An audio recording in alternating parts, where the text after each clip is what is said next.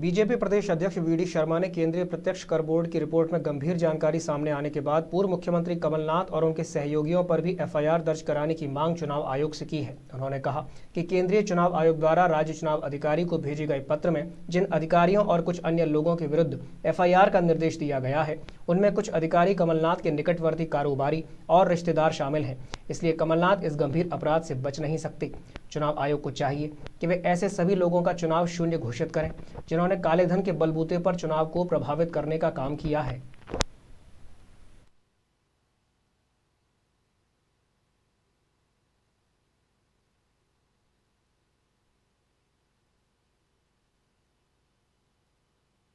केंद्रीय प्रत्यक्ष कर बोर्ड ने अपनी जांच के आधार पर यह पाया कि चुनाव के दौरान करोड़ों रुपए, मैंने जो आंकड़ा में देख रहा हूं वो 93-94 करोड़ से ऊपर का मामला पकड़ा गया है।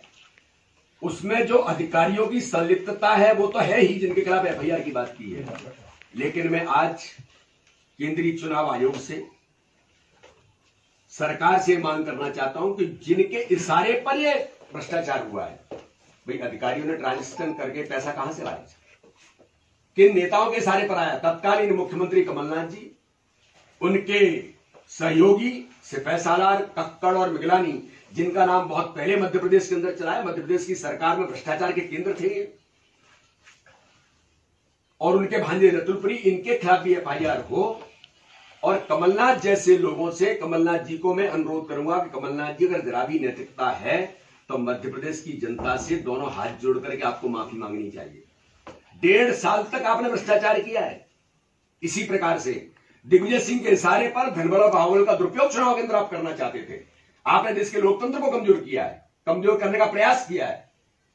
तो इसलिए ऐसे लोगों के चुनाव भी शून्य घोषित होने चाहिए जो इसके अंदर संलिप्त हैं। ऐसे एक खुलासा नहीं है, ऐसे कई खुलासे हैं।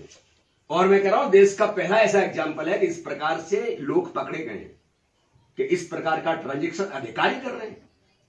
इस भ्रष्टाचार में कार्यपालिका के लोगों का पकड़ा जाना, मैं तो कहता हूं कि हमारे लिए बड़ा चैलेंज है कि देश के प्रधानमंत्री नरेंद्र मोदी जी ने भ्रष्टाचार मुक्त भारत की कल्पना की है और जो वो कर रहे हैं पूरे शासन प्रशासन के अंदर, गुड गवर्नेंस ऐसे ही नहीं दे रहे वो। लेकिन इस प्रकार के लोग किसी भी कीमत पर नहीं बचेंगे और ऐसे अधिकारी तो बच